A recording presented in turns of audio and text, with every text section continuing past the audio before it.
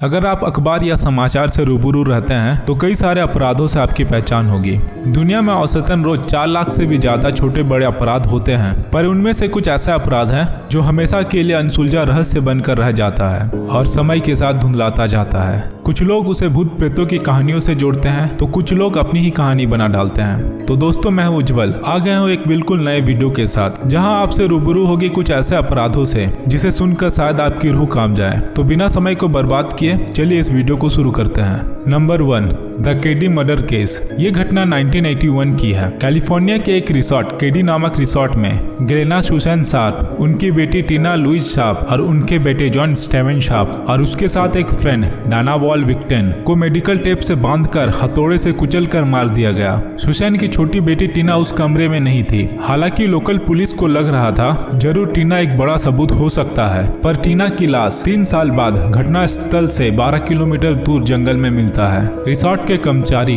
2 लोगों के स्केच देने में कामयाब तो हो जाते हैं, पर पुलिस के रिकॉर्ड के अनुसार स्केच में दिखाया गया इंसान केस से 2 साल पहले ही मारे जा चुके थे और उनकी भी रहस्यमय मृत्यु हुई थी। ये केस अभी तक अनसुलझी है। ना ही पुलिस को कोई फिंगरप्रिंट मिली है, ना ही कोई सबूत। Number 2, the Houston icebox killer. Charles Ruggles नामक एक व्यक्ति 1965 में हॉस्टन से अचानक गायब हो जाता है। उनके गायब होने की खबर सुनकर पुलिस उनके घर की तलाशी लेता है और पुलिस को उनके घर के रेफ्रिजरेटर से उनके माँ बाप के लाश मिलते हैं, पूरी तरीके से अलग अलग टुकड़ों में कटे हुए थे। आज तक रॉगर्स का कहीं पता नहीं चला, हालांकि यह आखिरी सस्पेक्ट था। कई लोग मानते हैं रॉगर्स की गर्लफ्रेंड ब्लैक मैजिक करती थी, पर यह बात समय के साथ दबा दिया गया। Number 3, disappearance of Madeleine McCann. 3 मई 2007 मैडलिन मैकैन 3 साल की लड़की एक हॉलिडे अपार्टमेंट से अचानक गायब हो जाती है जब उनके पेरेंट्स रेस्टोरेंट गए हुए थे। होटल का नाम प्रारा दू लुज और ये पुर्तगाल में स्थित है। पुलिस में शुरुआत में इसे अपहरण का केस बताया था, पर कुछ भी सबूत न मिलने के बाद 2008 में इसे मृत घोषित कर दिया गया और आज तक किसी का कुछ भी पता नहीं चला है। इस घटना से कई सारे कॉन्स्पिरेसी थ्योरी जुड़े हुए हैं और एक फिल्म भी बनाया गया है जो नेटफ्लिक्स में अवेलेबल है, आप चाहे तो देख सकते हैं। Number 4, lake boredom murders case. 5 जून 1960 फिनलैंड लेक बॉडम के किनारे 4 टीनेजर, उनके फोटोज स्क्रीन में देख सकते हैं, एक साथ कैंपिंग कर रहे थे। एक अनजान ग्रुप आकर हमला करता है और उनमें से 3 की हत्या कर देता है और एक नील नाम का लड़का उस हादसे से बच जाता है। शुरुआत में नील को सस्पेक्ट किया जाता है, पर 2005 में जाकर सभी चार्जेस से उसे छोड़ दिया जाता है। इस हादसे में नील का कहना है उसे कुछ भी नहीं पता हादसे में क्या हुआ था। उसकी आंख खुली और वो खुद को हॉस्पिटल में पाया। Number 5, Bear Brook murders case. Bear Brook State Park Allenstown नामक जगह में 10 नवंबर 1985 को एक मेटल ग्लेन मिलती है जो कि बुरी तरह से जली हुई थी और काफी बदबू भी आ रही थी। जब एक इंसान ने देखा उस मेटल ग्लेन में 2 जली हुई लाशें थी। उसके 15 साल बाद यानी 2000 को ठीक उसी ग्लेन के पास एक और ग्लेन मिली जहाँ फिर से 2 लाशें जली हुई थी, जिसमें से एक लाश 1985 में मिली एक लाश के डीएनए से पूरी तरह मैच खाया। कोई नहीं जानता ये लाश कहां से आया था या कौन से घर से आया था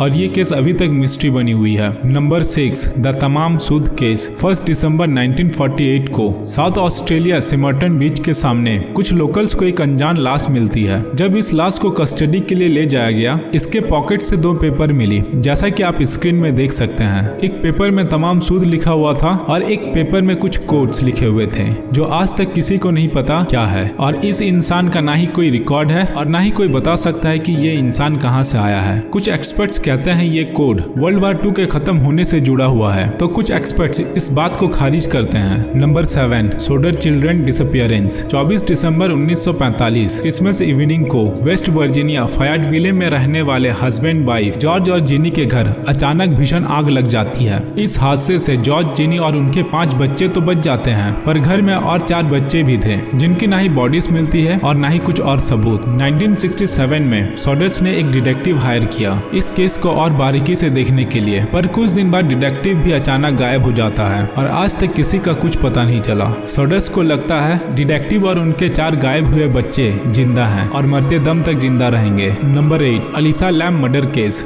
19 फरवरी 2013 एक 21 साल की कनेडियन लड़की अलीसा लैम का बॉडी सेसिल नामक होटल डाउनटाउन लॉस एंजलिस के वाटर टैंक से बरामद होता है, जब होटल के गेस्ट ने पानी के कलर और टेस्ट को नोटिस किया था। 1 महीने पहले से ये लड़की गायब थी। इस मर्डर केस से कई थ्योरीज अटैच्ड हैं, पर क्या सच है और क्या झूठ किसी को कुछ भी नहीं पता। अलीसा लैम के गायब होने के कुछ दिन पहले इनका फुटेज एक होटल के सीसीटीवी में देखा गया, जहां ये कुछ अजीबोगरीब हरकत करते हुए देखी गई। ये वीडियो आप स्क्रीन में देख सकते हैं। और साथ ही इनका मर्डर होने के बाद भी इनके सोशल मीडिया अकाउंट में पोस्ट होता रहा। ना ही इनका फोन कहीं से रिकवर किया गया और ना ही कोई और सबूत मिले। इस मर्डर केस को समझाना एक छोटे से वीडियो में पॉसिबल नहीं होगा। जल्दी एक वीडियो आ रही है इस केस की समरी को लेकर, तो इस चैनल के साथ जुड़े रहें। नंबर 9, ब्रिटिश कोलंबिया हाईवे 16, जो प्रिंस जॉर्ज से प्रिंस रिबोट तक के सफर को कनेक्ट करती है। 1969 से 2011 तक कुल मिलाकर 18 लड़कियां कुछ गायब है, कुछ का कत्ल हो जाता है। पर ऐसा क्यों, कैसे, किस तरीके से, किसी को कुछ भी नहीं पता। 2011 में इस हाईवे का नाम बदलकर हाईवे ऑफ टीयर्स रख दिया गया। आज भी रात को लड़कियां इस हाईवे से ट्रैवल नहीं करती है। Number 10, the Atlas vampire. Lily Lindestrom नामक एक महिला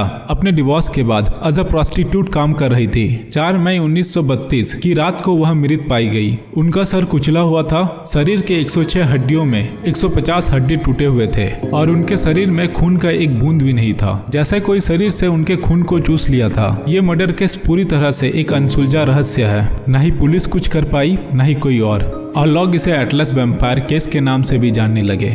दोस्तों, ये mysterious unsolve murder case part 1 है। कमेंट में बताइए आपको ये वीडियो कैसा लगा। आज के लिए इतना ही। मिलते हैं आपसे एक नए वीडियो के साथ। तब तक के लिए टेक केयर।